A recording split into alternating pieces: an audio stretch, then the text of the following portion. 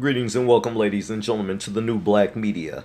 This is Black World TV, bringing you the truth and nothing but. So this video today is about Kwame Brown, who says Kyle Rittenhouse acted in self-defense. And he adds that people are paid to push a racist agenda. No, he said racist-ish.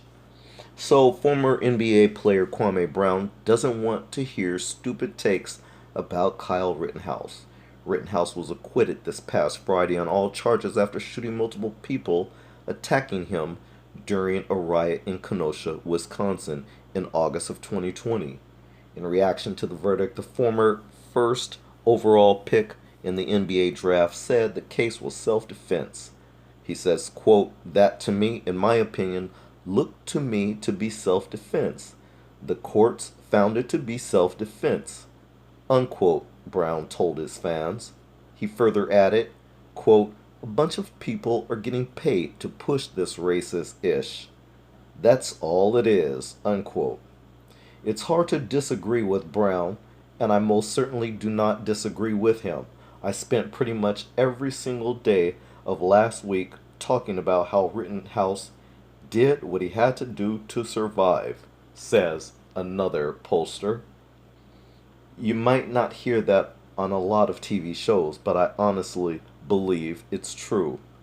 Following the verdict, we saw too many stupid tweets to count from celebrities acting like this was a grave miscarriage of justice. It wasn't, and it's good to see at least one person in the world of sports and entertainment take a stand for truth.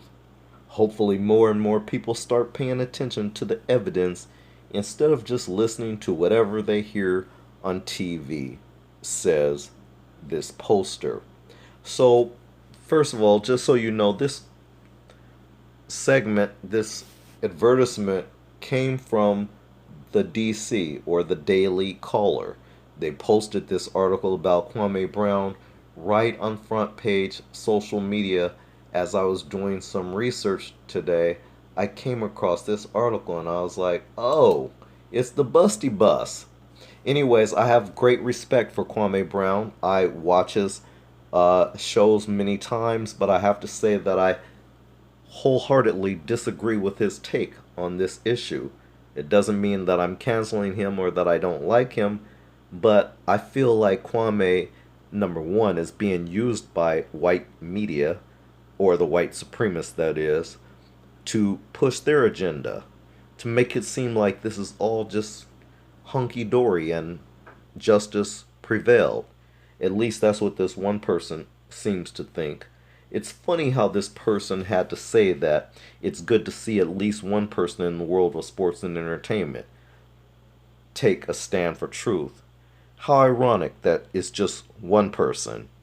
I know there's other people who believe the same thing as Kwame, I would imagine, but I'm just not one of them. The judge, Bruce Schroeder, he's racist. That's evident. No one needs to point that out. We saw all the shenanigans he pulled in what they say is a court of law. I say it's a court of rules because white people break these rules each and every day. But they hold black people fully accountable. But that's another issue. So as I scroll down through this article, it's funny because they show Kyle Rittenhouse with that sinister look on his face, you know, after he got done bawling his eyes out, crying like a little baby. But other than that, he's acting like he's a tough guy when he has that equalizer in his hand, what I call an equalizer. It's an equalizer for people like him. Without it, you know, they're pretty much nothing. But anyways, as I was reading through the article, I was thinking about how I watched that segment where Kwame Brown, he oftentimes makes other people feel like they're the dumb, like they're the dummies, like no one else has sense. We have sense. As a matter of fact, we're hoping and wishing that you actually watched that whole trial.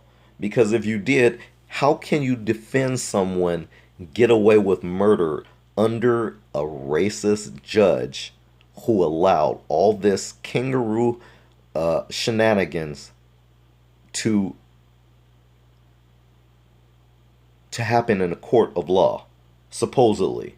How you can sit there and defend a murderer, someone who murdered two people and attempted to murder a third person. How you could sit there and defend that person, saying that they were trying to defend their life.